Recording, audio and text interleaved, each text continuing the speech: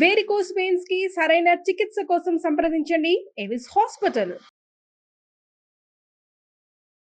నమస్తే రమగారు. నమస్తే జయ. మహాశివరాత్రి శుభాకాంక్షలు అండి. మహాశివరాత్రి శుభాకాంక్షలు జయ. సుమన్ టీవీ ప్రేక్షకులందరికీ మహాశివరాత్రి శుభాకాంక్షలు. మహాశివరాత్రి శివరాత్రి అనగానే మనకు ఫస్ట్గా గుర్తొచ్చేది జాగరణ అండ్ ఉపవాసం, ఈ రెండు కదండి. ఒక్కసారి వీటి గురించి మరొకసారి మాట్లాడుకుందామండి. ఏటా ఏటా వచ్చేది చలికాలాన్ని పోగొడుతుంది, శివశివ అంటూ చలిపోతుందని చెప్తాం. అవును. ఎవ్రీ ఇయర్ శివరాత్రి పర్వదినం సందర్భంగా మనం మాట్లాడుకుంటూనే ఉంటాం. 6 సంవత్సరాలు మాట్లాడాం. సంవత్సరం అంతా మనకి శివరాత్రులు వస్తాయి. ప్రతి నెలలోనూ మాస శివరాత్రి విశేషంగా చేసుకుంటారు. దేవాలయాల్లో ప్రత్యేకంగా అభిషేకాలు జరుగుతాయి. శివ పంచాయతన పూజ అలవాటు ఉన్న వాళ్ళందరూ కూడా తప్పకుండా చేసుకుంటారు. కార్తీక మాసంలో రోజువారీ అభిషేకం చేసుకునేవాళ్ళు కార్తీక మాసం అంతా చేస్తారు. కార్తీక మాసంలో వచ్చేటువంటి మాస శివరాత్రిని కూడా విశేషంగా చేసుకుంటాం.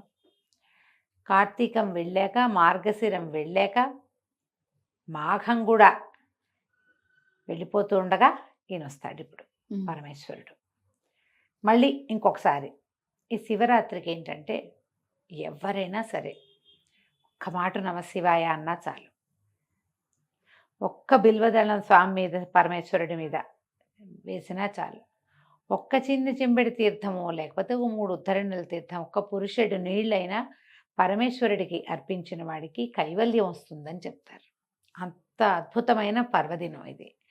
నువ్వేం చేశావు అని కాదు, నువ్వు చేసింది ఏదినా ఆ రోజునున్న గొప్పతనం ఏమిటి అనేది ఇంపార్టెంట్ మీద. ఆ రోజు యొక్క ప్రత్యేకత వల్ల ఈ రోజున ఏ చిన్నది చేసినా అది భగవంతునికి పోయి చేరుతుంది. దాని యొక్క ఫలితము ఆ పని చేసిన జీవుడి యొక్క కర్మల్ని తొలగించి అతనికి వైకుంఠ ప్రాప్తి, కైలాస ప్రాప్తిని అందిస్తుంది, కైవల్యమే లభిస్తుంది. అది కావాలంటే ముందు ఈరోజు శివరాత్రి అనే గమనం ఉండాలి. గమనం లేని వాడికి కూడా వస్తుందని చెప్తాం కథల్లో. గమనంతో చేస్తే మహా అద్భుతం. తెలుసుకుని చేసిన పని ఇంకా అద్భుతంగా కుదురుతుంది కదా. చేతకాని తెలియని వాడికి కూడా భగవంతుడు కైవల్యం ఇస్తాడు.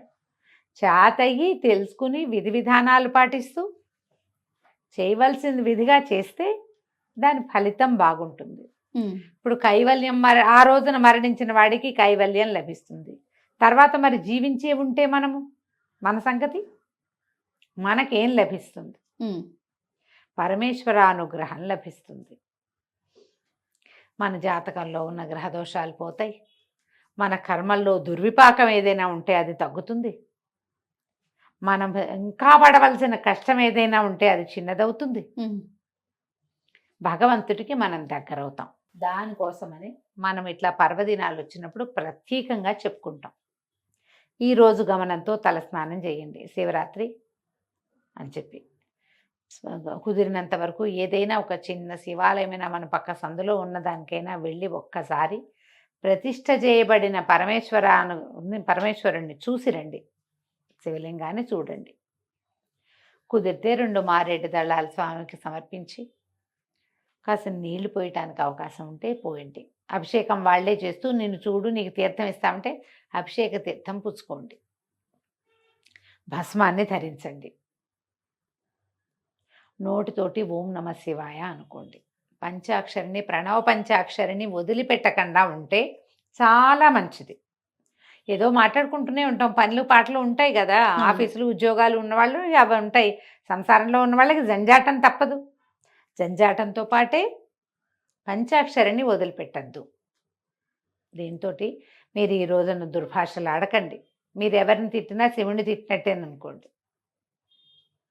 దుర్భాషలు ఆడద్దు, పోట్లాటలకు దిగద్దు, హక్కులు జమాయించేందుకు ఉద్దేశంలోకి వెళ్ళబోకండి. ఈ రోజున భగవంతునికి సమర్పించండి. ఈ రోజుని ఆయన కోసమే, అంతే.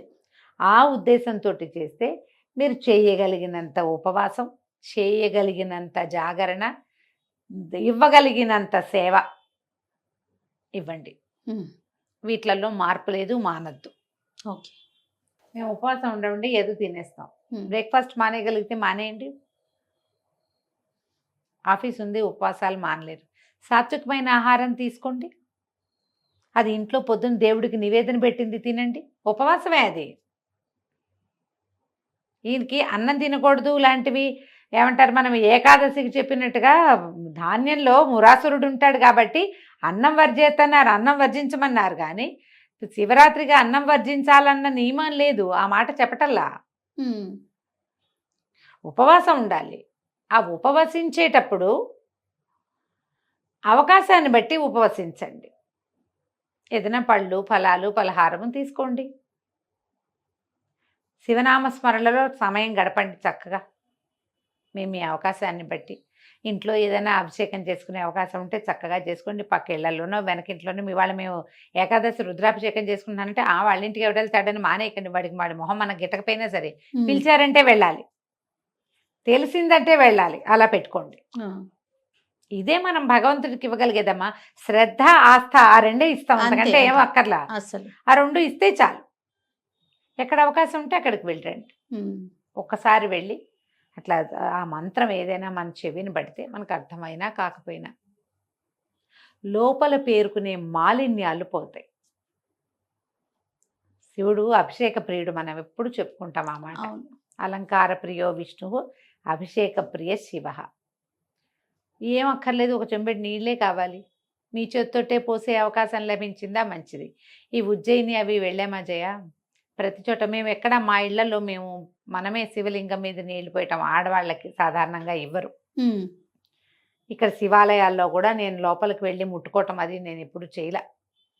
శ్రీశైలంలోనూ అక్కడ స్పర్శ దర్శనం అవకాశం ఉన్న చోట మాత్రమే చేశాం, కానీ ఇంకెక్కడ నేను ముట్టుకునేదాన్ని కాదు. అక్కడ ఏ చీటి శివాలయంలోకి వెళ్ళినా సరే అన్ని శివాలయాలు ఇంత బుజ్జి రాగి చెంపిస్తారు వాళ్ళు. వారికి ఇవ్వండి అంటే అమ్మ మీరు కూడా తీసుకోండి నీళ్ళు పోయండి. పర్లి వైద్యనాథం వెళ్ళాం లాస్ట్ జనవరిలో, మనం చెప్పుకున్నాం వెళ్ళినప్పుడు. అదే మన షోలాపూర్ అవి కూడా వెళ్ళాము అప్పుడు. ఈ పర్లి వెళ్తే పెద్ద శివలింగం, వైద్యనాథ లింగం. నాన్న మా అబ్బాయి ఆయనకి ఇవ్వండి అంటే ఒప్పుకోలే. ఆ లోపల నర్చకుడు ఆయన నీళ్ళు పోస్తారు, మీరు పోయండి అమ్మా అని ఒక చెంబు ఇచ్చి అబ్బాయి అమ్మగారికి ఇవ్వు అని మా అబ్బాయితో ఆ చెంబు నా చేతికి ఇచ్చేదాకా ఆయన ఊరుకోలే. జ్యోతిర్లింగము చేతితో చేయకూడదు, మాకు శంకలు ఉన్నాయని నేను వెనక్కి ఉంటాను, ససేమిరా అన్నారు. పోయండి అమ్మా, ప్రణవ పంచాక్షరి చేసుకుంటూ వాళ్ళు రుద్రం చదువుతున్నారు, ఈయన చదువుతారు రుద్రం, అది నడుస్తుంది. నా దారిని నేను పోసుకున్నాను అనమాట నీళ్ళు. అసలు ఈ మొత్తం ఉజ్జయిన్లో ఏ శివాలయం లోపలికి వెళ్ళినా ఓ చెంబెడి నీళ్లు శివుడి మీద పోసి బయటకు వచ్చాం. వద్దంటే వాళ్ళు ఒప్పుకోలే. అక్కడ అలాంటి పద్ధతి ఉంది, మన దగ్గర ఆ విధానం లేదు. స్వయంగానే అభిషేకం చేసుకోవాలనే అనుకోకండి. అవకాశాన్ని బట్టి మన దేవాలయాల్లో ఇక్కడ విధానం అర్చకుడిని అభిషేకం చేస్తారు. చూసి తరించండి అమ్మా చాలు, చూసినా చాలు. చూసి ఆ అభిషేక తీర్థం తీసుకుంటే అది కూడా సరిపోతుంది. మీ ఇంట్లో అవకాశం ఉంటే చూడండి, పక్కింట్లో దొరికితే లభిస్తే చూసుకోండి, లేకపోతే దేవాలయాలకు వెళ్ళే అవకాశం ఉంటే చూడండి. ఇవేవి లభించలేదు, టీవీలో చూడండి, హాయిగా ఉజ్జయినితో సహా అన్నీ చూపిస్తారు. అవును, అన్ని జ్యోతిర్లింగాల్లోనూ దర్శనం వస్తుంది. చక్కగా కూర్చుని చూసుకోండి హ్యాపీగా. సాధ్యమైనంత తక్కువ భుజించండి. పూర్తిగా మానేస్తే మరీ మంచిది. మారేడు దళాలు దొరికితే వాటితో అర్చించుకోండి.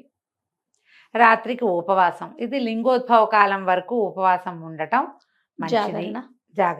జాగరణ ఉండటం మంచిది. రాత్రి జాగరణ చేయాలంటే తెల్లవార్లు, అది లెక్క ఏమిటి, ఈ సాయంకాలం నుంచి రేపు పొద్దుటి దాకా అని కదా, తెల్లవారేదాకా ఉండగలిగే వాళ్ళు ఉంటారు, ఉండలేని వాళ్ళు ఉంటారు కదమ్మా. అందరి వల్ల అవద్దు కదా. ఈ వీళ్ళల్లో ఏం చేయొచ్చు మనం, లింగోద్భవాలంటే రాత్రి 1:30 అలా అయ్యేసరికల్లా ఇది ఏకాదశి రుద్రాలు అయిపోయి లింగోద్భవ కాలంలో ఆఖరి పూజ చేస్తారు.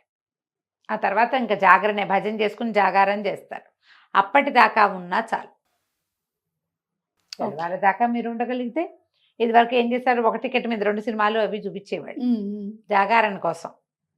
జాగారం చేసి మళ్ళీ ఇంకోసారి శివదర్శనం చేసుకుని ఉపవాసం విడిచిపెడతారు మర్నాడు. మీ అవకాశాన్ని బట్టి చేయండి. ఒకవేళ అర్ధరాత్రి వరకు ఉండగలమండి. ఈ రోజుల్లో అర్ధరాత్రి వరకు లేని వాళ్ళు ఎవరమ్మా, ఏదో ఓటీటీలు పెట్టుకుని చూస్తూనే ఉంటారు కదా. బుకైలాస్ లాంటి సినిమాలు ఏమైనా చూడండి, డివోషనల్ ఏమైనా చూడండి, ఉండలేము అని అనుకుంటే కనుక. ఉండగలిగారా? దేవాలయాల్లోనో మఠాల్లోనో పీఠాల్లోనో ఉన్నారా? మహత్తరంగా ఉంటుంది. ఎప్పుడు కూడా పర్వదినాల అవకాశాన్ని పోగొట్టుకోవద్దు. ఆ రోజున చేసేటువంటి చిన్న క్రియ కూడా మనని భగవంతుడికి దగ్గర చేస్తుంది. అవును. మన కర్మలు కొంత తొలగిస్తుంది. మన పుణ్యబలం పెంచుకోవటానికి, పాపక్షయం కావడానికి పర్వదినాలు ఉపయోగపడతాయి. ఆ రోజున ఈ గ్రహాల సంతులన అవన్నీ వేరేగా ఉంటాయి.